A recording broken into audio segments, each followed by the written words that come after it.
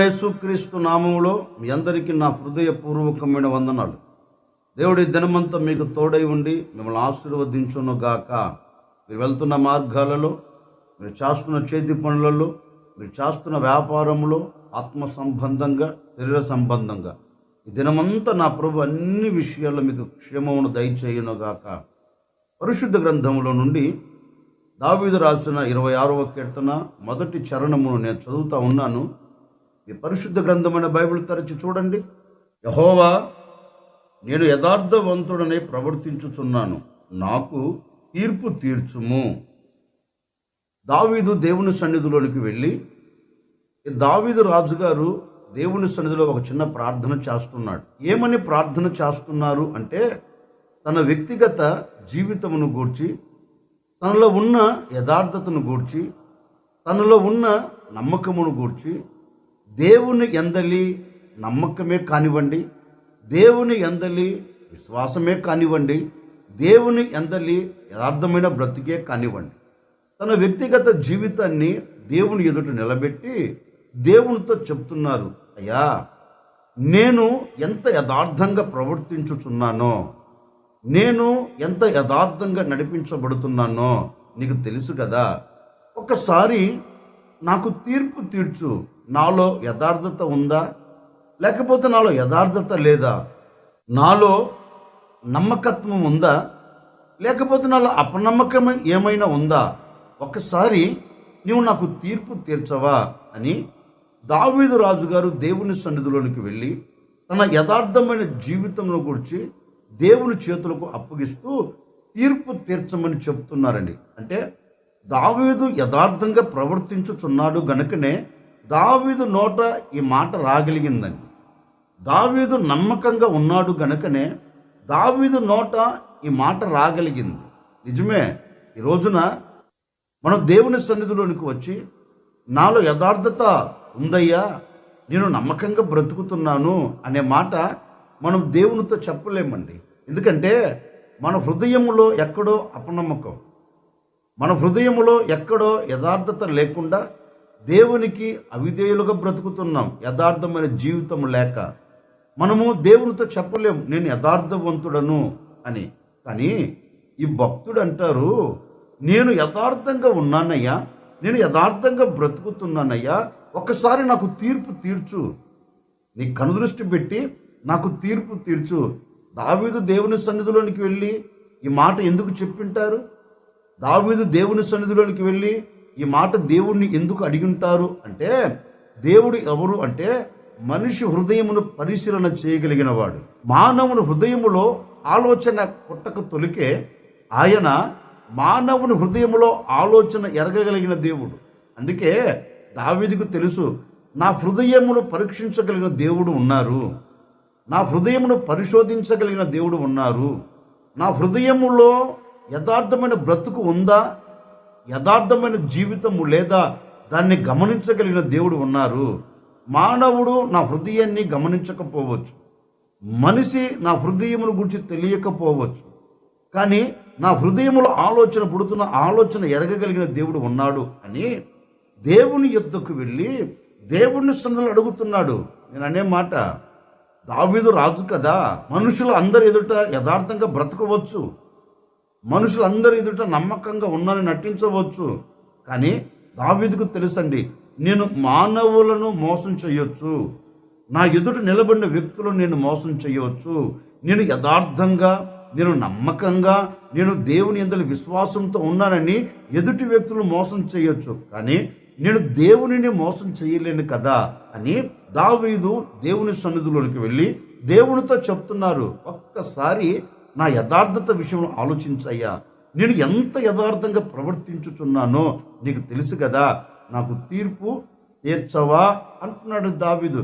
దేవుని హృదయంలో కూడా ఉన్న ఆశ ఏంటంటే, నా చేతులతో చేయబడిన వారు, నా పోలికలో తయారు చేయబడిన వ్యక్తులు నేను యథార్థంగా బ్రతికినట్లుగా, నేను యథార్థంగా జీవించినట్లుగా నా పోలికలో తయారు చేయబడిన ఈ మానవులు యథార్థంగా బ్రతకాలని కోరుకునే దేవుడండి, యథార్థంగా జీవించాలని ఆశపడే దేవుడండి. మరి ఆ యథార్థంగా బ్రతకాలి అని కోరుకున్న ఆ దేవుని సన్నిధిలో, ఆ దేవుని ఎదుట మనం యథార్థంగా ఉన్నామా, లేకపోతే యథార్థతను విడిచి మనం ప్రవర్తిస్తున్నామా? నమ్మకంగా ఉన్నామా, లేకపోతే అపనమ్మకమైన జీవితంతో మన మనుగడ ముందుకు తీసుకుని వెళుతున్నామా? ఒక్కసారి ఆలోచించాలండి. ఎందుకని ఇంతకాలం మనం దేవునికి దూరమైపోతూ, ఇంతకాలం దేవుని సన్నిధిని ఆశ్రయిస్తున్నామని మనం ఆశ్రయిస్తూ మన బ్రతుకులో యథార్థత లేక బ్రతికి ఉన్నంత కాలం ఏ ఒక్క దీవెన మనం పొందుకోలేం. అందుకే దావీదు అంటారు, ఒక్కసారి నన్ను పరీక్షించయ్యా, నన్ను పరిశోధించు, నేను నీ సన్నిధిలో ఎంత యథార్థంగా ప్రవర్తించుచున్నానో నాకు తీర్పు తీర్చు అంటాడండి. నిజమే, ఒక వ్యక్తి దేవుని సన్నిధిలో యథార్థంగా ప్రవర్తిస్తే ఆ వ్యక్తికి ఏం కలుగుతుంది? దావీదు అంటాడు కదా, నేను యథార్థంగా ప్రవర్తించుచున్నాను అంటాడు. మరి ఒక వ్యక్తి దేవుని సన్నిధిలో యథార్థంగా ప్రవర్తిస్తే, యథార్థమైన బ్రతుకుతో నడిపించబడితే ఆ వ్యక్తికి కలిగే దీవెన ఏంటి? పరిశుద్ధ గ్రంథంలో నుండి రాజుల 2వ గ్రంథం 20వ అధ్యాయం 3వ వాక్యాన్ని నేను చదువుతూ ఉన్నాను. ఈ పరిశుద్ధ గ్రంథమైన బైబిల్ తెరిచి చూడండి. యెహోవా యథార్థ హృదయుడనై సత్యముతో నీ సన్నిధిని నేను ఎట్లు నడుచుకుంటునో, నీ దృష్టికి అనుకూలముగా సమస్తమును నేను ఎట్లు జరిగించుతునో కృపతో జ్ఞాపకం చేసుకోమని హిజ్కియా కన్నీళ్లు విడుచుచు యెహోవాను ప్రార్థించెను. దైవ సేవకుడు రాజైన హిజ్కియా యొద్దకు వచ్చి హిజ్కియాతో ఒక మాట అన్నాడు. రాజుగారు, దేవుడు చెప్పమన్నారు, నీకు మరణం సమీపంగా ఉందట, నీకు మరణకాలం దగ్గర పడింది, నువ్వు మరణించబోతున్నావు, దేవుడు చెప్పమన్నారు కనుక నేను నీ యొద్దకు వచ్చి చెప్తున్నాను అని దైవ సేవకుడు రాజుతో ఈ మాట చెప్పి తిరిగి వెళుతున్నాడండి. అంతలో రాజైన హిజ్కియా చేసిన పని ఏంటంటే, తిన్నగా దేవుని సన్నిధిలోనికి వెళ్ళాడు. తిన్నగా దేవుని సన్నిధిలోనికి వెళ్ళి దేవుని పాదాలు పట్టుకొని దేవుని సన్నిధిలో ఒక చిన్న ప్రార్థన చేస్తున్నాడు. ఏమని ప్రార్థన చేస్తున్నాడు అంటే, ఆయన చేసిన కార్యాల గురించి దేవుని సన్నిధిలో చెప్పట్లేదండి. నేను రాజ్యం కొరకు ఇంత ప్రయాసపడ్డానయ్యా, ఈ రాజ్యంలో ఉన్న మనుషుల కొరకు ఇంత కష్టపడ్డాను, ఇవన్నీ ఏం చెప్పట్లేదండి. దేవుని సన్నిధిలోనికి వెళ్ళాడు, తన్ను తాను తగ్గించుకున్నాడు, దేవుని పాదాలు పట్టుకున్నాడు. దేవుని పాదాలు పట్టుకొని దేవునితో ఒక శ్రేష్టమైన మాట చెబుతున్నాడు. అయ్యా, నేను బ్రతికిన దినాళ్ళు, నేను నీ సన్నిధిని ఆశ్రయించినది మొదలుకొని ఈ క్షణము వరకు, నేను నిన్ను నమ్ముకున్నది మొదలుకొని, నీ మీద ఆధారపడినది మొదలుకొని ఈ క్షణము వరకు నేను ఎంత యథార్థముగా ప్రవర్తించుచున్నానో సమస్తము నీకు తెలుసు కదా. నీ సన్నిధిలో నేను ఎట్లు బ్రతికానో, నీ సన్నిధిలో నేను ఎట్లు నడిపించబడుతున్నానో, నీ సన్నిధిలో ఎంత యథార్థంగా ఎంత న్యాయబద్ధంగా నడిపించబడుతున్నానో సమస్తమును చూస్తున్నావు కదా, సమస్తమును ఎరిగిన దేవుడవు కదా. ఒక్కసారి నన్ను జ్ఞాపకం చేసుకోకపోయావా? నా యథార్థతను బట్టి, నీ సన్నిధిలో నేను నడిపించబడిన విధానమును బట్టి, నీ అందలి నేను నమ్మకంగా బ్రతికిన బ్రతుకును బట్టి ఒక్కసారి కృపతో నన్ను జ్ఞాపకం చేసుకోయా అని రాజైన హిజ్కియా దేవుని సన్నిధిలోనికి వెళ్ళి దేవుని సన్నిధిలో ఒక చిన్న ప్రార్థన చేస్తున్నాడండి. చిన్న ప్రార్థన చేస్తుంటే దేవాది దేవుడు అతని యథార్థతను చూచాడు. అతనికి కలిగిన స్థితిని చూడలేదండి. అతను ఏ స్థితిలో ఉండి నాకు మొరపెడుతున్నా ఇవన్నీ చూడలేదండి. దేవుడు చూచినది ఒకటే. ఏం చూచారు అంటే, హిజ్కియా రాజు హృదయములో ఉన్న యథార్థతను చూచాడు. హిజ్కియా రాజు దేవుని సన్నిధిలోనికి వెళ్ళి తనకు కలిగిన వేదనను బట్టి, తనకు కలుగుతున్న బాధను బట్టి, తనకు కలిగిన మరణమును బట్టి దేవుని సన్నిధిలోనికి వెళ్ళి దేవుని సన్నిధిలో ఒక చిన్న ప్రార్థన చేస్తున్నాడు. అయ్యా, ఒకసారి కృపతో నన్ను జ్ఞాపకం చేసుకో. నీ కృప లేకపోతే నేను బ్రతకలేను, నీ కృప లేకపోతే నాకు మనుగడ లేదు, నీ కృప లేకపోతే నేను జీవించలేను. కనుక నేను ఎంత యథార్థంగా ప్రవర్తించుచు నీ సన్నిధిలో బ్రతుకుతున్నానో నీకు సమస్తం తెలుసు కదా. నీ సన్నిధిలో నేను ఎంత నమ్మకంగా జీవిస్తున్నానో సమస్తం నీవు ఎరిగిన దేవుడవు కదా.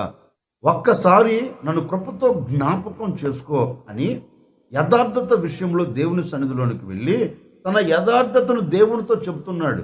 ఆ రోజు దావీదు చెప్పినట్లుగానే దావీదు దేవుని సన్నిధిలోనికి వెళ్ళి నేను యథార్థంగా ప్రవర్తించుచున్నాను అన్నట్లుగా ఈ హిజ్కియా రాజు కూడా దేవుని సన్నిధిలోనికి వెళ్ళి దేవుని పాదాలు పట్టుకొని ఒకటి అంటున్నాడు, యథార్థంగా నేను ప్రవర్తించుచున్నాను కదా, యథార్థంగా నీ సన్నిధిలో నేను నడిపించబడుతున్నాను కదా, ఎక్కడ నేను అన్యాయం చేయలేదే, ఎక్కడ నేను యథార్థతను విడిచి తిరగలేదే, నేను నీ సన్నిధిలో నమ్మకంగా జీవిస్తున్నాను కదా, మరి ఒక్కసారి నా యథార్థతను బట్టి నీ సన్నిధిలో నడిపించబడుతున్న విధానమును బట్టి ఒక్కసారి నన్ను కృపతో జ్ఞాపకము చేసుకో అని ఈ హిజ్కియా రాజు దేవుని సన్నిధిలోనికి వెళ్ళి కన్నీరు కార్చినట్లుగా ప్రార్థించినట్లుగా లేఖనము చెప్తుందండి. దేవుడు అతడు చేస్తున్న ప్రార్థనను విన్నాడు. ఏ ప్రార్థన?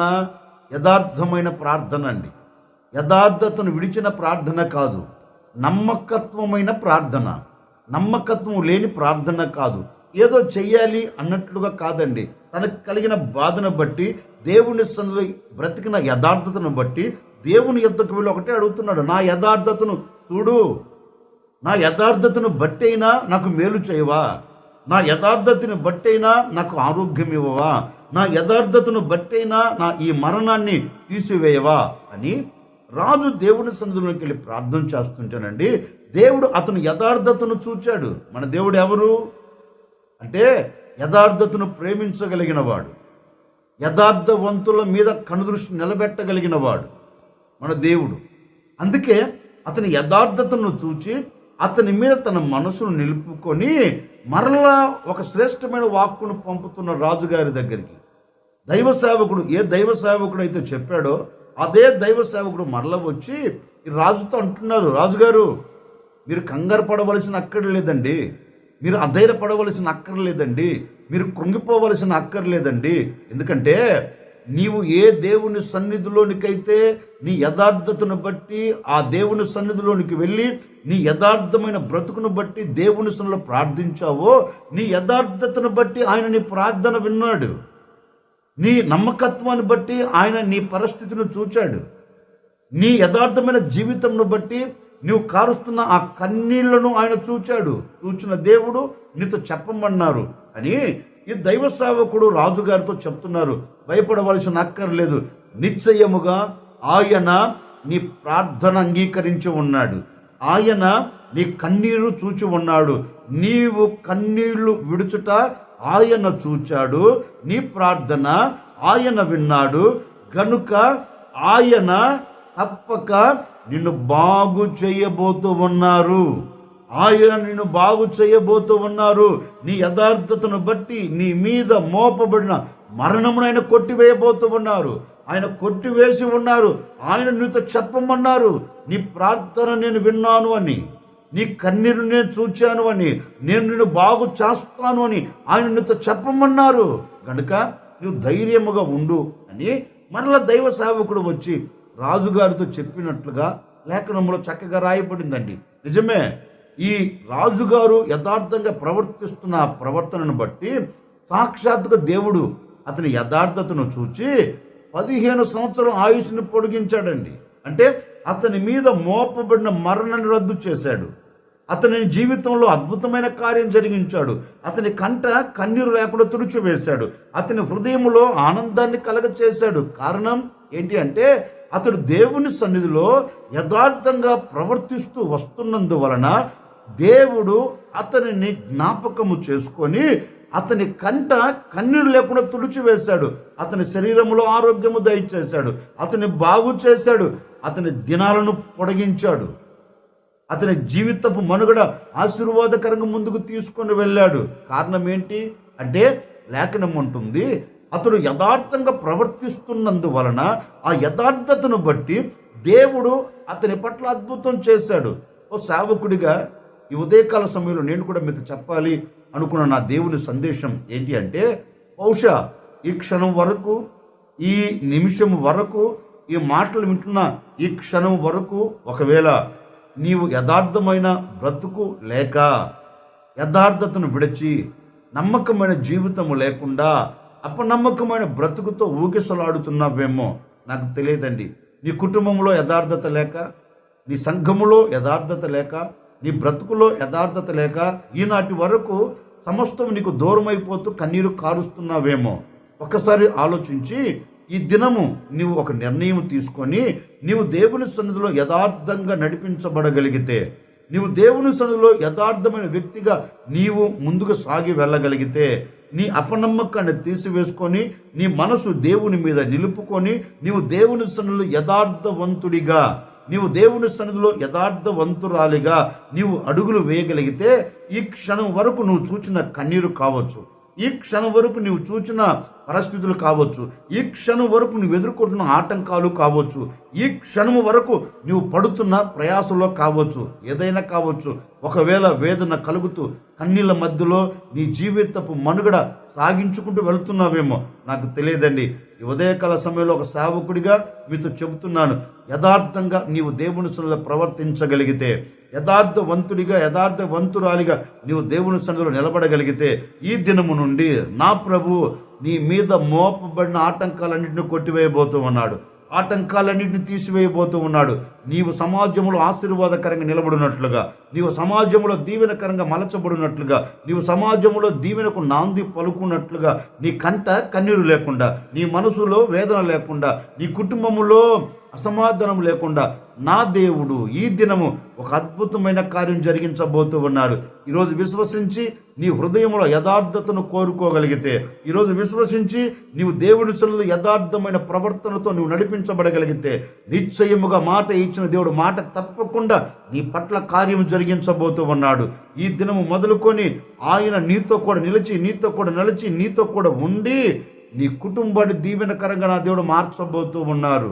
గనుక నీవు ఈ ఉదయకాల సమయంలో యథార్థమైన బ్రతుకుతో నడిపించబడాలని నీవు మనసారా కోరుకోగలిగితే, నీవు మనసారా ఆశపడగలిగితే, నిశ్చయముగా నా ప్రభు నీ యథార్థతను బట్టి నీకు ఆరోగ్యం దయచేయబోతూ ఉన్నాడు. నీ యథార్థతను బట్టి నీ కుటుంబానికి క్షేమం దయచేయబోతూ ఉన్నాడు. నీ యథార్థతను బట్టి నీ చేతి పన్ను ఆశీర్వదించబోతూ ఉన్నాడు. నీ యథార్థతను బట్టి నువ్వు చేస్తున్న ఉద్యోగంలో ప్రమోషన్ కలగ చేయబోతూ ఉన్నాడు. నీ యథార్థతను బట్టి నీ చదువుల రంగాల్లో నా దేవుడు జయములు కలగ చేయబోతూ ఉన్నాడు. నీ యథార్థతను బట్టి నా ప్రభు పరలోక పట్టణమును నీకు అప్పగించబోతూ ఉన్నాడు. గనుక నీవు ఇది మొదలుకొని యథార్థంగా నీవు దేవుని సన్నిధిలో ప్రవర్తించగలిగితే, నిశ్చయముగా శ్రేష్టమైన ప్రతి ఈవి నీవు పొందేదవుగాక మనసారా కోరుకుంటున్నానండి. ఈ దినము నుండి నువ్వు యథార్థమైన ప్రవర్తనతో నీవు ప్రవర్తించగలిగితే, యథార్థమైన మనసుతో నువ్వు నడిపించబడగలిగితే, నీకు క్షేమం కలగబోతుంది, నీకు ఆరోగ్యం కలగబోతుంది, నీకు నెమ్మది కలగబోతుంది, నీ కుటుంబంలో సమాధానం నిలిచి ఉండబోతుంది, ఆటంకాలు తొలగిపోతున్నాయి. ఆశీర్వాదకరమైన మార్గాలలో నా ప్రభు చెయ్యి పట్టుకొని మిమ్మల్ని అందరినీ నడిపించబోతూ ఉన్నాడు. ఈ దినమంతా నీవు యథార్థంగా బ్రతుకుదువుగాక. ఈ బ్రతుకు దినములన్నిట యథార్థమైన ప్రవర్తనతో నువ్వు సాగి వెళ్ళుదువుగాక. తలలు వంచండి. వచ్చిన ప్రార్థన. ఆశ్చర్యకరుడా మీకు స్తోత్రాలు చెల్లిస్తూ ఉన్నాము తండ్రి. మీరంతైనా సర్వశక్తి కలిగిన దేవుడు. గడిచిన దినాలన్నిట మీ సురక్షిత రెక్కల నీడలు మీరు మమ్మల్ని దాచి క్షేమమును మీరు కలగచేస్తూ వచ్చారు. మరొక దినాన్ని మీరు మాకు దయాకిరీటముగా ధరింపచేశారు. ఈ దినమంతా నాయన మీ సన్నిధిని మాతో కూడా నిలబెట్టండి. నిజమే, మేము నీ సన్నిధిలో యథార్థంగా ప్రవర్తించగలిగితే మా కన్నీరు, మా కష్టం, మా వేదనలన్నీ తీసివేస్తున్న మాట ఇచ్చి ఉన్నారు. నిజమే, నీ సన్నిధిలో ఇది మొదలుకొని యథార్థంగా ప్రవర్తిస్తాం నాయన. మాకు దీవెన కలుగునట్లుగా, మాకు మేలు కలుగునట్లుగా, మేము ఆశీర్వాదకరంగా నడిపించబడినట్లుగా మీరు సహాయం చేయండి. మీరు మాతో ఉండండి, మాతో నిలిచి కార్యాలు మీరు జరిగించి ఈ మాటలు విన్న ప్రతి కుటుంబాన్ని కూడా మీరు దీవించి ఆశీర్వదించి నానాటికి బలాభివృద్ధిని కలగ చేయమని యేసు నామములో అడిగి వేడుకొనుచున్నాము తండ్రి. ఆమెన్.